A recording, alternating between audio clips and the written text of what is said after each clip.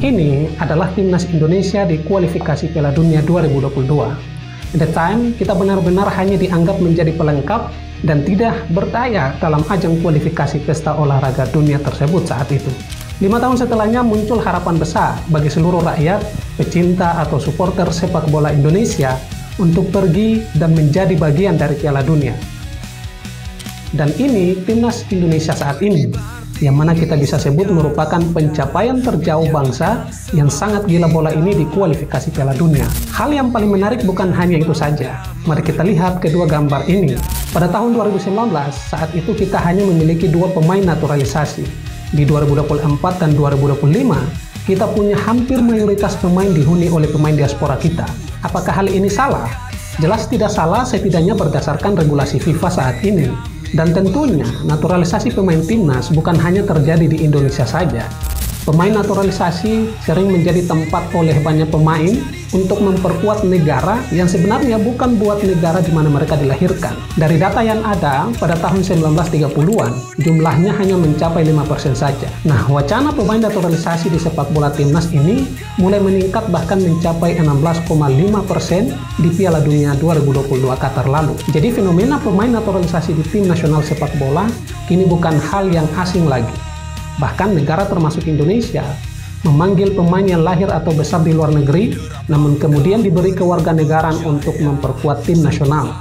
Tentunya bukan hanya di dunia olahraga sepak bola, namun juga terjadi di bidang olahraga lainnya seperti basket, voli, dan lain sebagainya.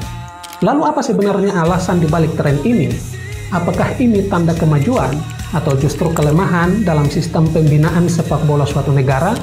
Mari kita kupas tuntas. Tapi sebelum lanjut, jangan lupa subscribe dan aktifkan lonceng notifikasinya agar teman-teman mendapat updatean terbaru dari channel kami.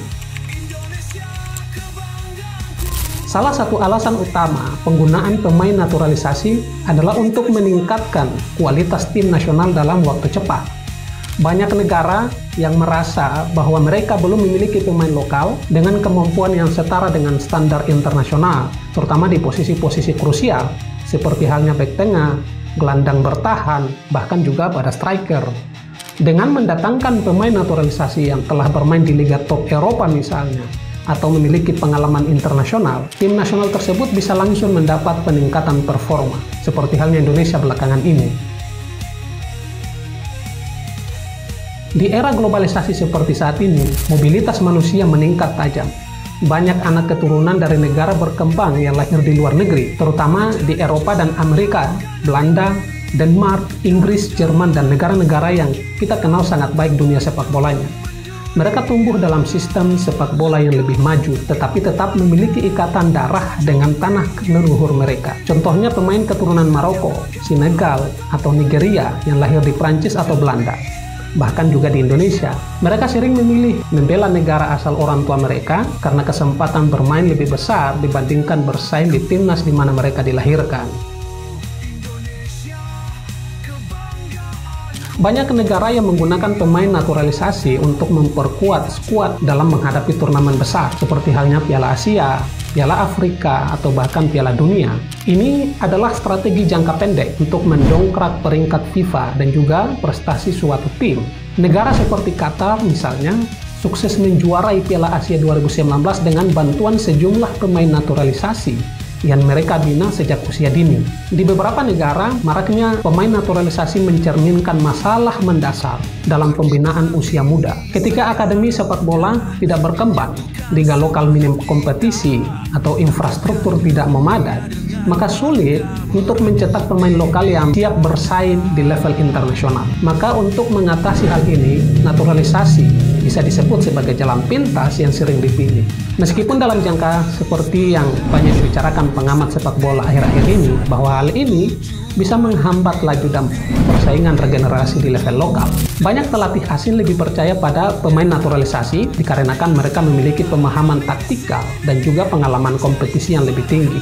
Hal ini membuat pelatih cenderung memanggil pemain naturalisasi agar strategi permainan bisa dijalankan lebih efektif, terutama di lini tengah dan pertahanan yang membutuhkan kecerdasan bermain tinggi.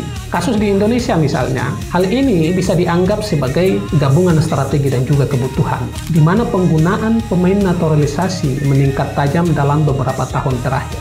terutama di era kepemimpinan Ketua Umum PSSI Erick Thohir saat ini. Nama-nama seperti Jordi Amat, Sandy Walsh, Rafael Strijk, Chei Ijes, hingga Ole Romeni menjadi andalan timnas skuad Garuda saat ini.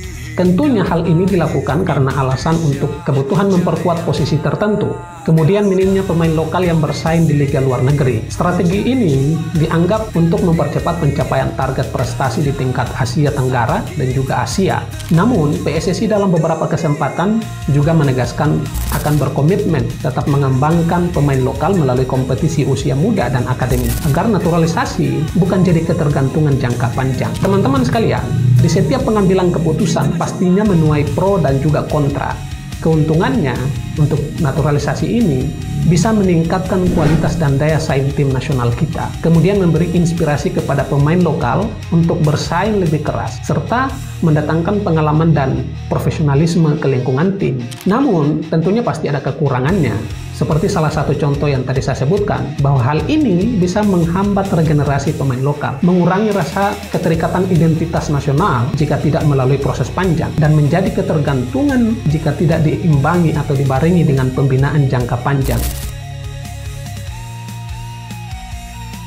Well, meski begitu, teman-teman sekalian, naturalisasi bukan sesuatu yang tabu dalam dunia sepak bola modern saat ini, di mana negara kuat sekalipun seperti Prancis, Jerman, Belanda, bahkan juga Inggris pun memiliki banyak pemain keturunan atau naturalisasi. Kuncinya adalah keseimbangan. Gunakan pemain naturalisasi secara strategis, tetapi tetap bangun sistem pembinaan yang kuat. Dengan begitu, naturalisasi bisa menjadi solusi jangka pendek sembari menyiapkan generasi emas dalam negeri. Semoga Indonesia semakin maju dalam sepak bolanya di masa-masa yang akan datang. Salam olahraga, sampai jumpa di konten selanjutnya.